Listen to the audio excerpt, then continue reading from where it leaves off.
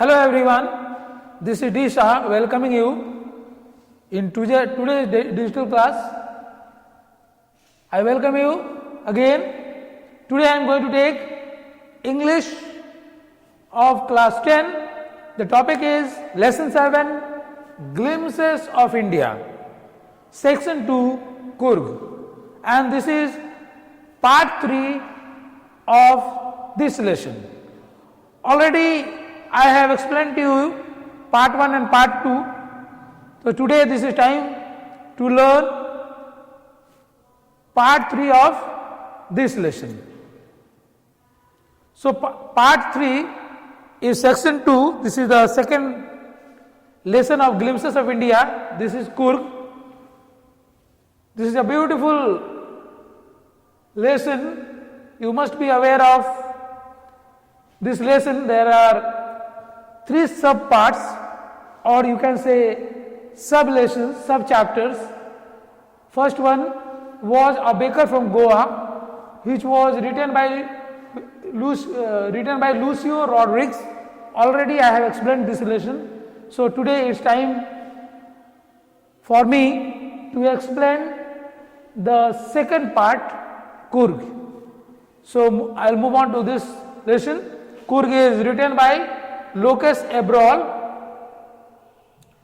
Locus Ebrol is the author of this lesson, Coorg. So before I proceed further, I want to tell you Coorg is a beautiful place in Karnataka. It is famous for its scenic beauty and its beautiful climate, where if anybody goes to that place, he or she keeps himself abreast of that place. So my dear students, first of all I would like to explain about the author.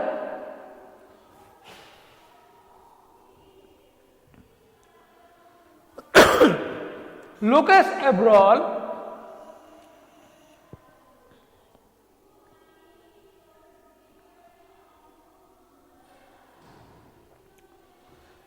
Ebrol is a renowned doctor by profession. So Locus Ebrol is still alive. He is a physician. He established the first multi-speciality hospital in the private sector in Gurgaon, and he is the person who built the first multi-speciality hospital in the private sector in Gurgaon. He is also a social worker. He established the first stray cow shelter in Gurgaon. So this is the writer, Locus Ebrol. You can see the picture, beautiful picture of Locus Ebrol. So Locus Ebrol, beside being a writer, he is also a physician, he is also a doctor, and he built the first multi-speciality hospital in the private sector in Gurgaon. And apart from this, he is a social worker. वो एक सामाजिक सेवा करता भी हैं, और उन्होंने first stray cow shelter Gurgaon में बनाया था इन्होंने ही. Locus Ebrol is also an established writer. He is also, at the same time, he is also a writer, as I have told you. The present essay on Coorg highlights his sharp observation and the ability for a graphic description of the wonderful land that is called Coorg. ये जो essay है Coorg, ये बहुत ही सुंदर essay है, एक article का जैसा है, जो कि ये एक डिस्क्रिप्शन देता है, ग्राफिकल डिस्क्रिप्शन देता है एक सुंदर सा भूमि का, which is known for its wonders. That's why it is called a wonderful land, and the name of that land is Coorg. It's a beautiful place in the heart of Karnataka. I'll move on to the next slide. Now you must know something more about Coorg. See, Coorg is a coffee producing area in Karnataka state of India. So Coorg is famous for coffee production.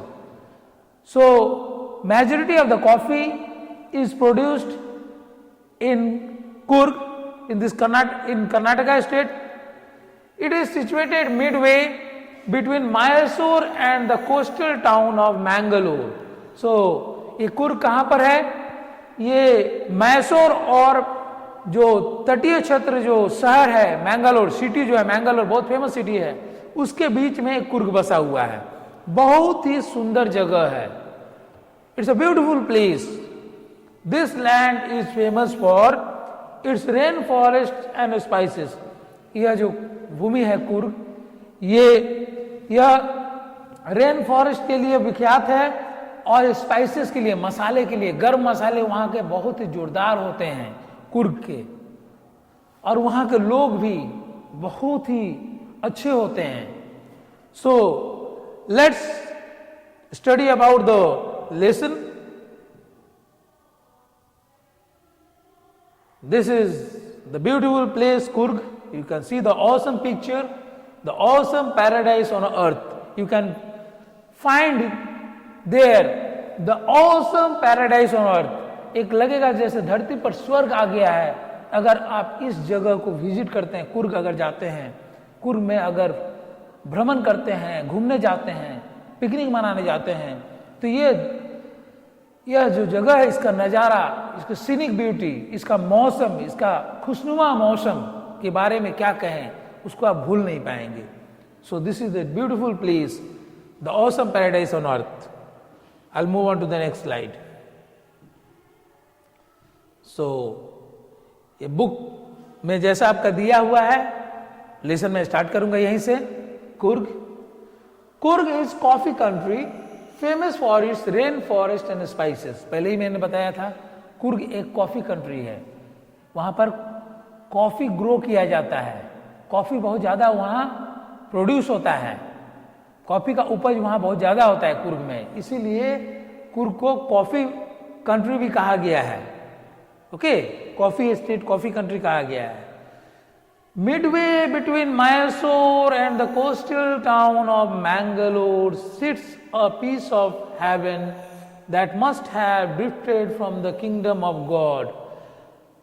तो मैसूर और coastal town जो बेंगलोर है, उसके बीच में ही ये कुर्ग स्थित है, और ऐसा लगेगा जैसे एक स्वर्ग आ गया है.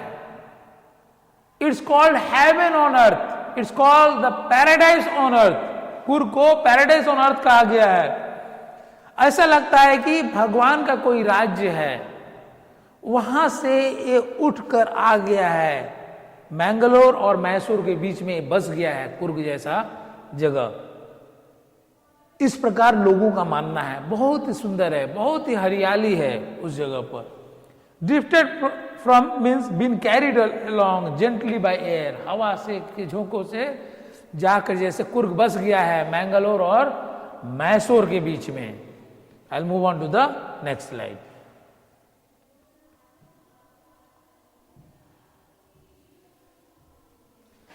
This land of rolling hills is inhabited by a proud race of martial men. ये जो भूमि है कुर्ग, इसमें ढेर सारे पहाड़ और पहाड़ियां बसे हैं. It is also called a land of hills. और उस वहां पर एक प्रजाति है, एक रेस ऑफ पीपल है, मार्शियल मैन उनको कहा जाता है, क्योंकि मार्शियल का मतलब है having to do with war, जो कि वॉर में बहुत ही निपुण है. वो लोग विपिन चलाने में भी बहुत निपुण है, तलवारबाजी में बहुत निपुण माने जाते हैं वहां के लोग, कुर्ग के लोग. और वो लोग बसे हुए हैं हिली एरिया में, पहाड़ी क्षेत्र में. Beauty you can find along with man beautiful women.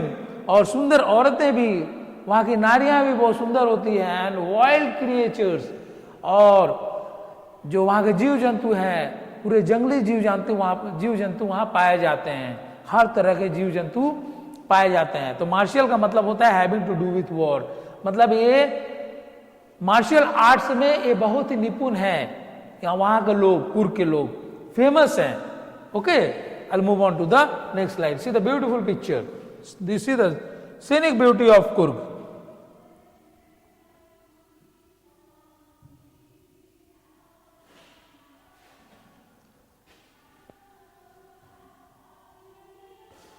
Coorg or Kodagu, the smallest district of Karnataka, is home to evergreen rainforest, spices and coffee plantations.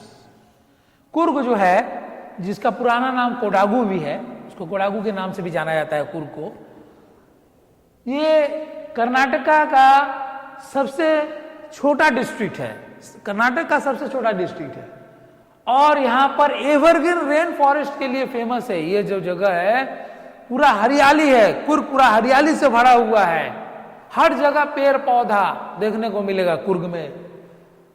और रेन फॉरेस्ट के लिए, एवरग्रीन रेन फॉरेस्ट के लिए ये famous है, spices के लिए famous है, पहले मैं बताया था, एंड कॉफी प्लांटेशंस के लिए। और यहाँ कॉफी उगाए जाते हैं, कॉफी के पौधे उगाए जाते हैं, जहां पर कॉफी भी वहां पैदा किया जाता है।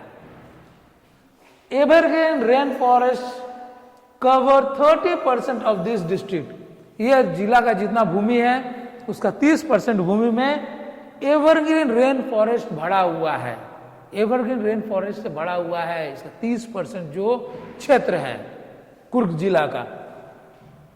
During the monsoons it pours enough to keep many visitors away। और मॉनसून के समय क्या होता है, इतना बारिश होता है, इतना तेज बारिश होता है, मूसलाधार बारिश होती है वहां पर कि कितने जो बारिश के समय जो जीव जंतु निकलते हैं वो दिखाई नहीं देते हैं, वो अपने अपने to keep many visitors away, वो बहुत सारे विजिटर्स जो है, विजिटर्स उसको कहा गया है जीव जंतु को।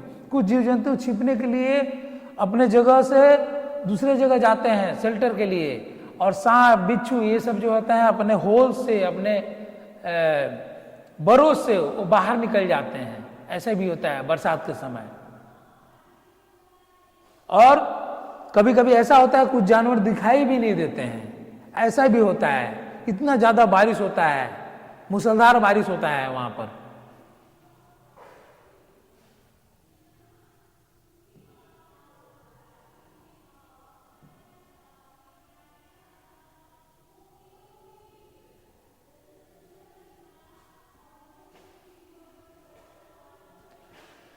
The season of joy commences from September and continues till March।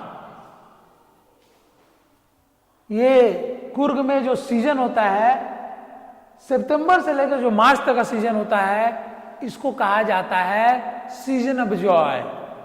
ये सितंबर में शुरू होता है और मार्च तक चलता है। इतना सुहावना मौसम रहता है कि जो भी लोग वहां घूमने जाते हैं उनका मन एकदम तर हो जाता है और मंत्र मुग्ध हो जाते हैं। The weather is perfect with some showers thrown in for good measure. और वहां का वेदर जो होता है बहुत ही खुशनुमा होता है, बहुत ही अच्छा सुहावना मौसम होता है, एकदम परफेक्ट। और हल्की फुल्की बारिश होती है, हाँ कुछ हद तक हल्की फुल्की बारिश होती है और मौसम को और तो और ताजा कर देता है। The air breath of invigorating coffee. और वहां कॉफी के सुगंध भी आते हैं, जब हवा बहता है, हल्की बारिश होती है तो कॉफी के सुगंध भी आते हैं। Coffee states and colonial bungalows stand tucked under tree canopies in prime corners. और कॉफी स्टेट्स दिखाई देते हैं, बड़े बड़े कॉफी का क्षेत्र, कॉफी का फार्म्स दिखाई देते हैं। और एंड कॉलोनियल बंगलोज मतलब बहुत पुराने बंगलोज बनाए हुए हैं ब्रिटिश के समय का, जब ब्रिटिश राज करते थे, हैं उस समय का बंगलोज बना हुआ है। और ट्री कैनोपीज के अंदर दिखाई देते हैं वो bungalow. Roof like covering that form shelters. तो कैनोपीज का मतलब होता है roof like covering that form shelters. Roof like covering होता है जिससे कि उसके नीचे कोई व्यक्ति आश्रय ले सकता है। और बेस्ट कॉर्नर, एक एक कोने में और ट्री कैनोपीज छाता का जैसा पेड़ का ही पेड़ ही ऐसे उगे रहते हैं जो कि शेल्टर प्रदान करते हैं, उसी को कहा जाता है रूफ लाइक कवरिंग्स। वो पेड़ ही ऐसे ऐसे पेड़ पौधे हैं जैसे रूफ लाइक कवरिंग्स बना के रखे हैं। Okay, I move on to the next slide. So this is the dress of the people over there, the beautiful dress of Kurg.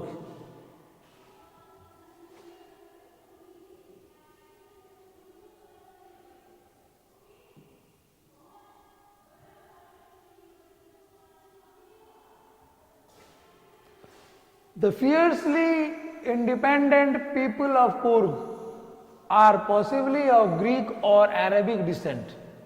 तो बेसिकली ये जो कुर्ग के लोग जो होते हैं ये बहुत ही बहादुर होते हैं, बिल्कुल किसी से वो लोग डरते नहीं हैं, वो अपने बहादुरी के लिए गिने जाते हैं, बहादुरी के लिए वो लोग बहुत फेमस हुए हैं।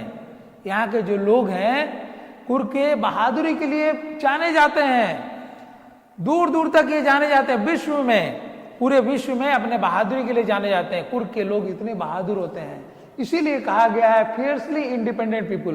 वो बिल्कुल अपने आप को इंडिपेंडेंट रखते हैं, मुक्त रखते हैं, किसी बंधन में रहना नहीं चाहते हैं। यहाँ के लोग ऐसे लोग होते हैं। तो ये बेसिकली ग्रीक या अरेबिक डिसेंट के होते हैं, ग्रीक ओरिजिन। इनका क्या ओरिजिन है? ये लोग ग्रीस से आए हुए लोग होते होंगे या अरब से आए हुए लोग होते हैं। एज वन स्टोरी गोज, जैसे कि एक कहानी उनके बारे में है। A part of Alexander's army moved south along the coast and settled here when return became impracticable. कहा जाता है, कहानी है कि अलेक्जेंडर का जो सेना था वो साउथ की तरफ गया और एक कोस्टल क्षेत्र में सेटल किया, एक कुर्ग में। जब देखे कि वापसी होना बहुत मुश्किल हो गया, जब वापसी वहां से वापस होने का, युद्ध क्षेत्र से वापस होने का कोई संभावना नहीं दिखा, तो यहाँ का अलेक्जेंडर का जो आर्मी था यहीं पर कुर्ग में सेटल कर गया। अपने आप को अलेक्जेंडर ने घोषित कर दिया कुर्ग में आर्मी को सेटल करने के लिए। तो ये कहानी है। और पहले ही मैंने बताया है कि यहाँ के लोग कितने बहादुर होते हैं, बहादुरी के लिए फेमस हैं। और मैंने पहले भी बताया कि the people of Coorg are known for their martial arts. वो तलवारबाजी में और वेपन चलाने में बहुत ही तेज तराज माने जाते हैं वहां के लोग। I'll move on to the next slide. See the beautiful house, beautiful bungalow of Kurg. It lies in the midst of so many greenery, I mean green trees. You can see here. Clear?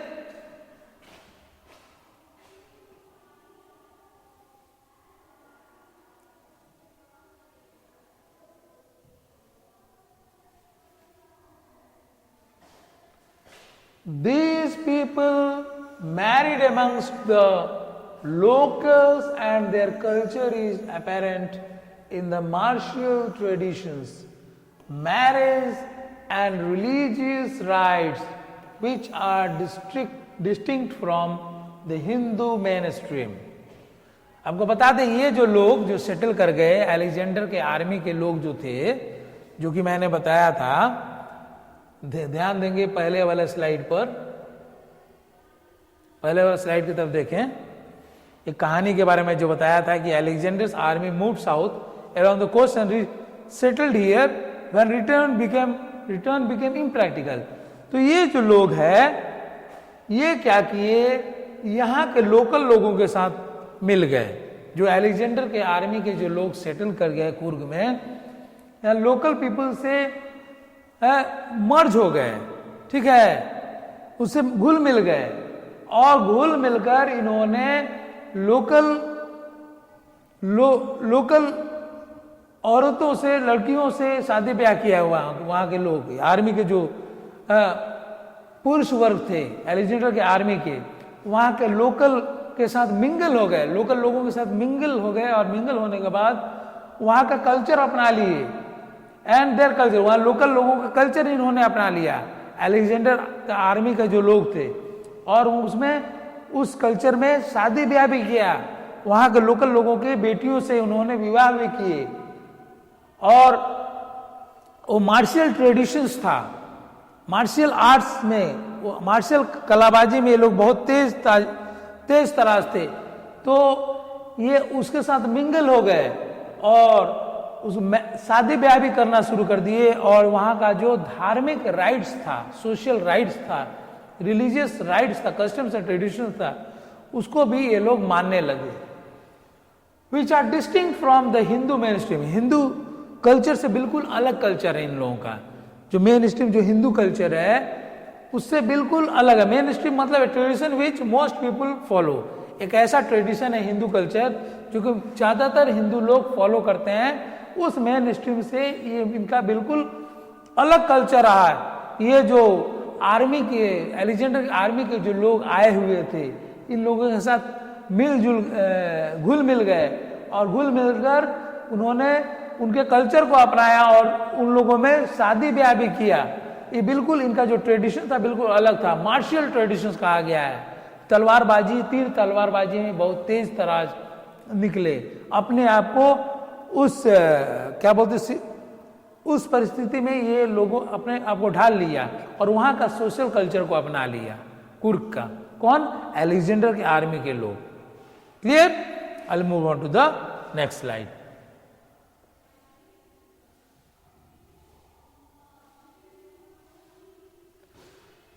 The theory of Arab origin draws support from the long black coat with an embroidered waist belt worn by the Qudaus known as kufiya. It resembles the kufiya worn by the Arabs and the Kurds. ध्यान देंगे मेरे बच्चों, theory of Arab origin, ये जो Arabic लोग जो आए थे, ये जो लोग आए थे या तो ग्रीस से थे या अरब से थे, ठीक है।